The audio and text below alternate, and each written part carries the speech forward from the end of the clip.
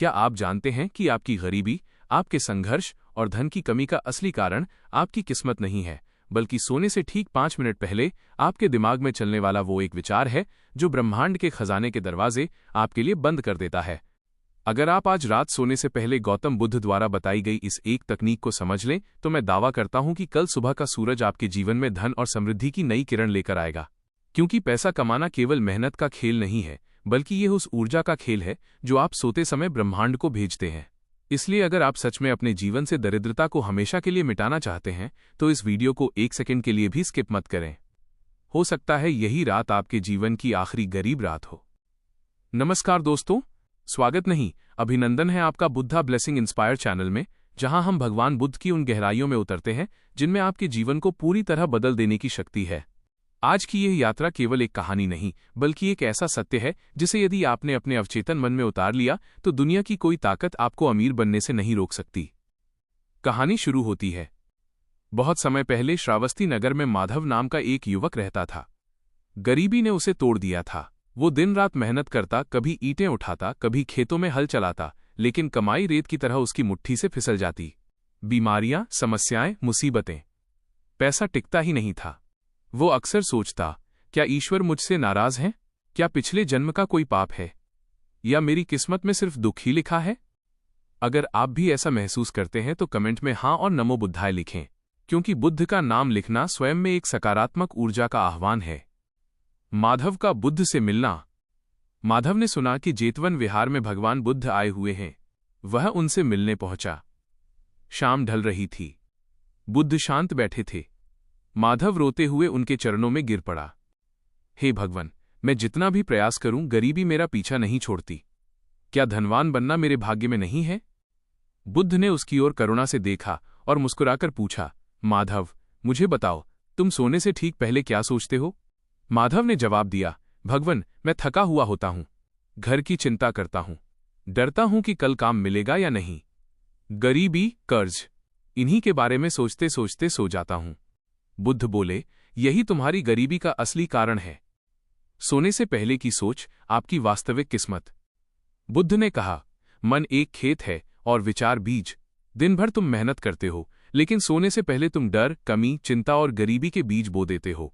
और जब तुम गहरी नींद में जाते हो तो तुम्हारा अवचेतन मन उसी बीज को उगाना शुरू कर देता है, बिना सोचे, बिना रोके।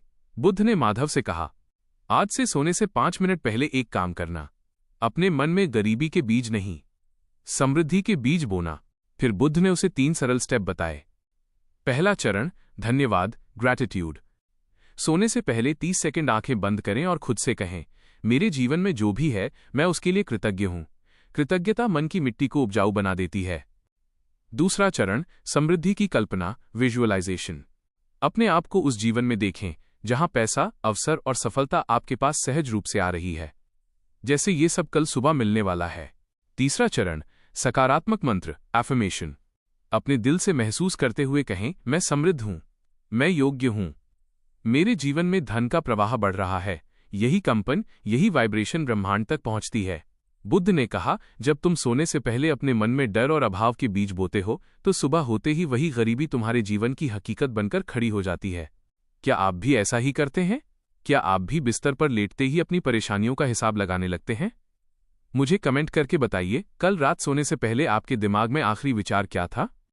बुद्ध ने माधव से कहा, धन बाहर से नहीं आता, धन तुम्हारे भीतर से उत्पन्न होता है। अगर तुम चाहते हो कि पैसा खुद चलकर तुम्हारे घर आए, तो तुम्हें आज रात से एक छोटा सा काम करना होगा। एक ऐसी क्रिया जो देखने में भले साधारण लगे, पर उसका असर चमत्कारिक होता है। फिर बुद्ध ने कहा, माधव, आज रात जब तुम बिस्तर पर जाओ और तुम्हारी आंखें भारी होने लगें, जब तुम नींद और जागने के बीच की अवस्था में हो, तभी असली जादू शुरू होता है। इस अवस्था में तुम्हें अपनी कमियों के बारे में नहीं सोचना, तुम्हें शून्यता का अभ्यास करना है और फिर पूर्णता का आह्वान करना है। माधव चौंक गया, लेकिन ये कैसे होगा भगवान? तब बुद्ध ने उसे वो गुप्त विधि बताई जिसे अब मैं आपको बताने जा रहा हूं। लेकिन उससे पहले एक बात समझ लीजिए, ये ज्ञान अमूल्य है और इसे प्राप्त करना किसी तपस्या से कम नहीं। आप जो ये वीडियो देख रहे हैं, आप केवल दर्शक नहीं हैं, आप धम्म के सिपाही हैं। और इस ज्ञान को जीवित रखने, जन कल्याण के कार्यों में योगदान देने के लिए आप सुपर थैंक्स, सुपर स्टिकर या मेंबरशिप से जुड़ सकते हैं। याद रखिए, ये दान नहीं है, यह पुण्य का निवेश है। जब आप ज्ञान के प्रचार में अपनी लक्ष्मी का एक छोटा सा हिस्सा लगाते हैं तो वही लक्ष्मी कई गुना बनकर आपके पास लौटती है, क्योंकि देने वाला हाथ कभी खाली नहीं रहता। यह बुद्ध का नियम है। अगर आपके पास सामर्थ्य है तो जुड़िए, नहीं तो केवल एक लाइक और सब्सक्राइब करके भी आप धम्म की सेवा कर सकते हैं। माधव ने सोने से पहले अपने स्वस्थ शरीर का धन्यवाद किया और आंखें बंद कर लीं। उसने कल्पना की कि उसके घर का हर कोना अनाज से भरा हुआ है, वो नए कपड़े पहने हुए है और बच्चों के चेहरों पर मुस्कान है। शुरुआत में उसका मन उसे रोकता रहा, ये सब झूठ है, पागल मत बनो, पर वो रुका नहीं। वह मन ही मन नमो बुद्धाय का जाप करता रहा और उसी समृद्धि की भावना को ओढ़कर सो गया। अगली सुबह उसके दरवाजे पर सोने की बोरियां नहीं थीं, लेकिन कुछ और बदल चुका था। उसकी ऊर्जा रोज की तरह भारीपन नहीं था। अंदर एक नई उम्मीद, एक अलग आत्मविश्वास था। यही ऊर्जा पैसे को खींचती है। जब वो काम की तलाश में बाजार गया, उसकी चाल, उसकी बोली और उसके चेहरे की चमक बिल्कुल अलग थी। उस दिन बाजार में एक व्यापारी का रथ कीचड़ में फंस गया था। कई लोग कोशिश कर रहे थे पर निकाल नहीं पा रहे थे। पहले माधव ऐसे मौके पर डर जाता, पर आज उसकी सोच बदल चुकी थी।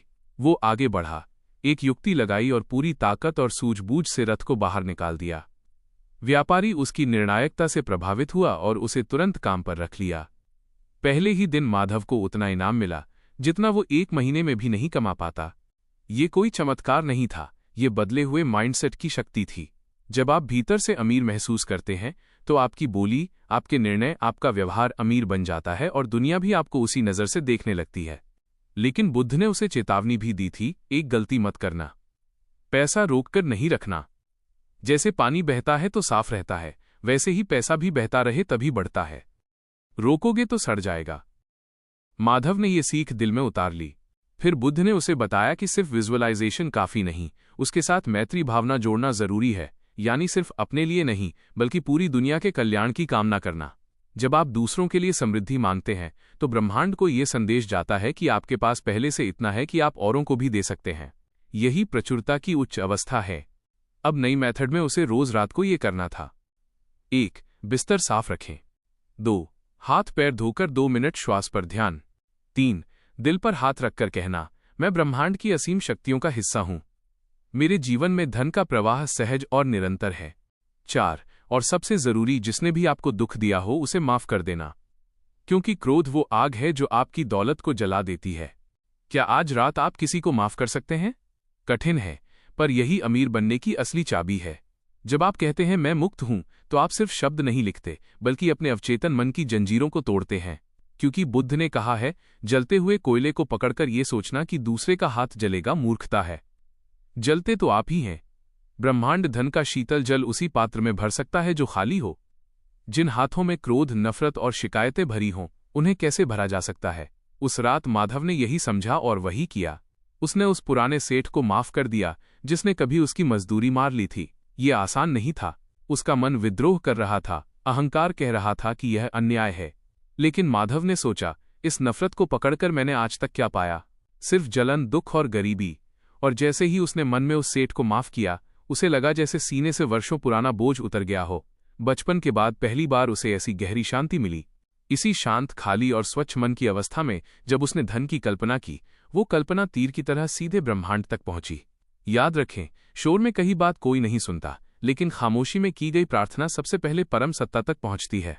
यहाँ एक बारीक बात है जिसे लोग अक्सर भूल जाते हैं और फिर कहते हैं कि ये नियम उनके लिए काम नहीं करता। ये प्रक्रिया एक रात का काम नहीं है। जैसे एक बार खाना खाकर जीवन भर नहीं जिया जा सकता, वैसे ही एक रात की सकारात्मक सोच जीवन को नहीं बदल सकती। इसके लिए निरंतरता चाहिए।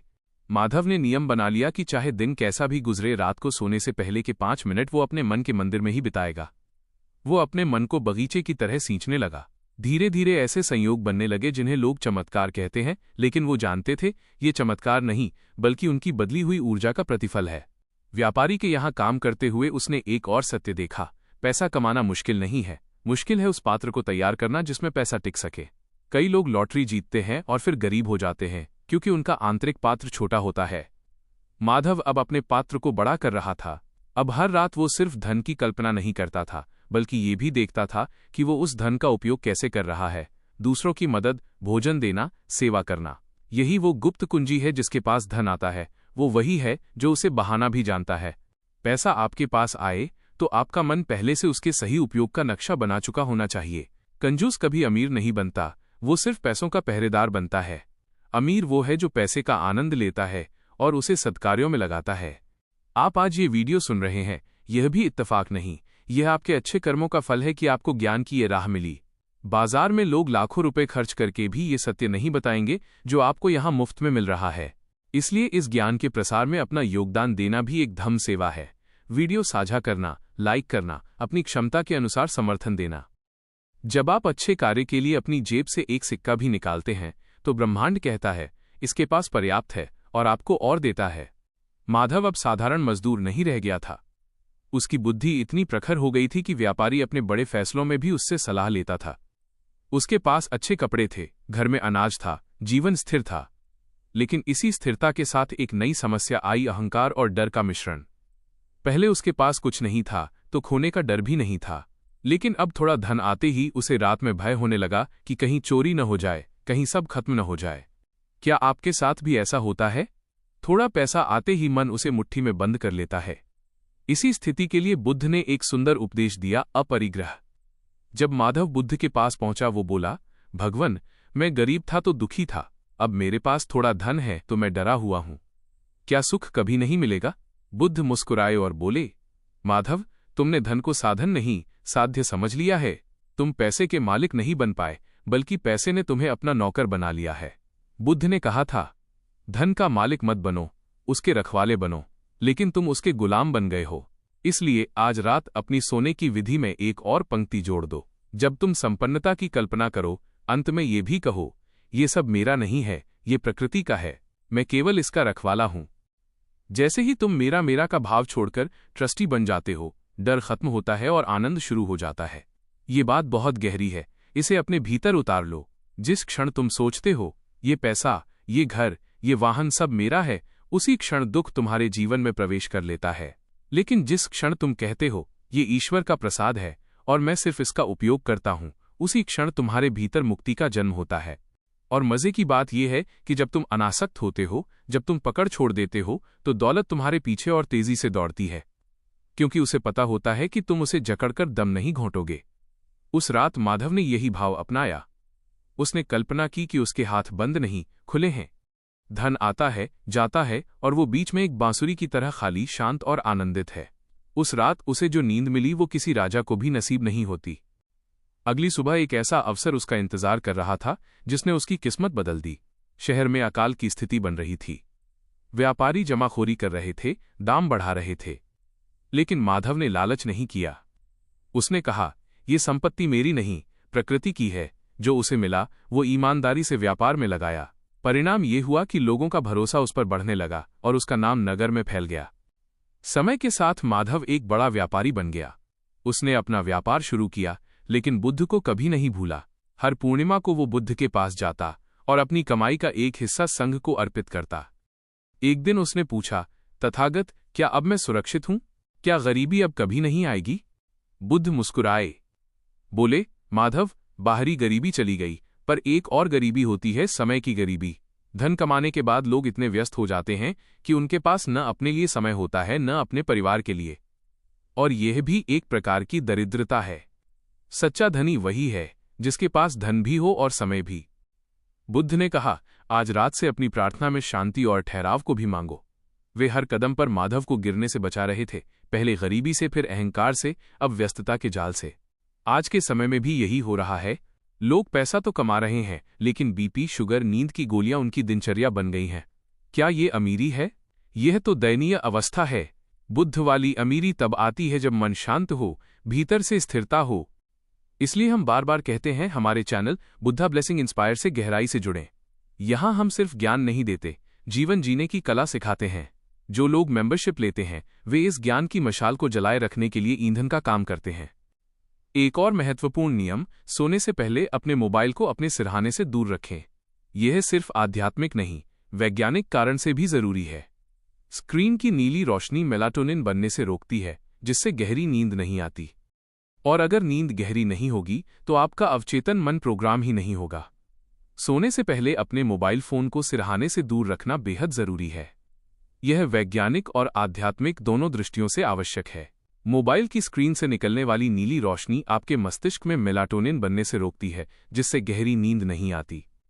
और जब नींद गहरी नहीं होती तो अवचेतन मन की प्रोग्रामिंग भी अधूरी रह जाती है। बुद्ध के समय मोबाइल नहीं था, लेकिन वे हमेशा कोलाहल से दूर रहने की सलाह देते थे। अगर तुम बुरे विचारों की कल्पना कर सकते हो तो अच्छी कल्पना पर विश्वास क्यों नहीं कर सकते? ब्रह्मांड को ये नहीं पता कि तुम्हारी जेब में क्या है, वो सिर्फ तुम्हारी ऊर्जा, तुम्हारी कंपन को पहचानता है।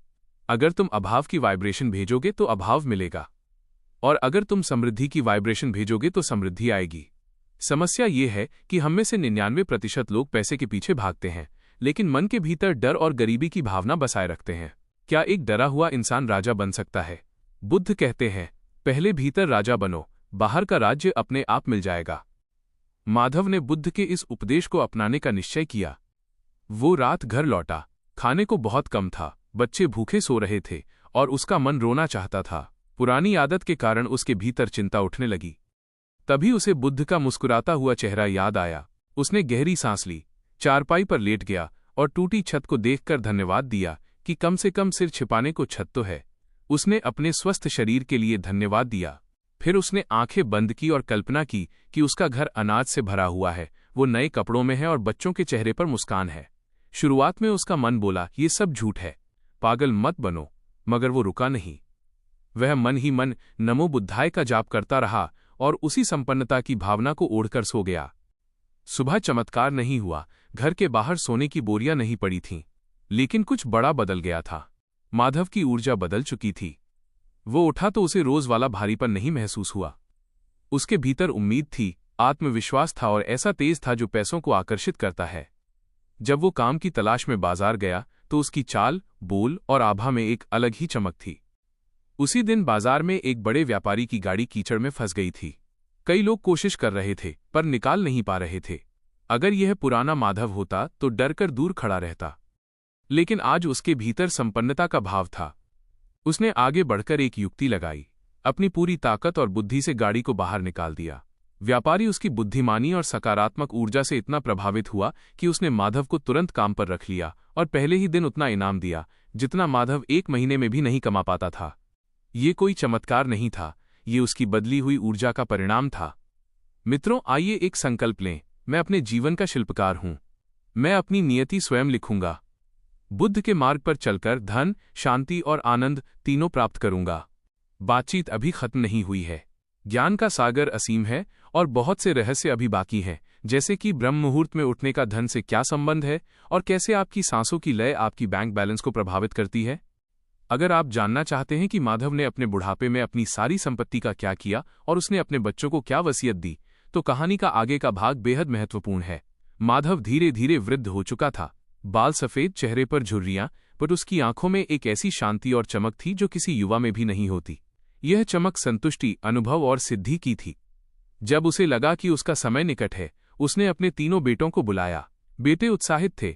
उन्हें लगा आज पिता अपनी छिपी हुई संपत्ति, सोने चांदी या जवाहरात का रहस्य बताएंगे। लेकिन माधव ने अपनी झोली से 3 सूखे बीज निकाले और प्रत्येक बेटे को एक एक बीज थमा दिया। बेटे चौंक गए, पिताजी, हम तो खजाने की उम्मीद कर रहे थे। ये बीज क्यों?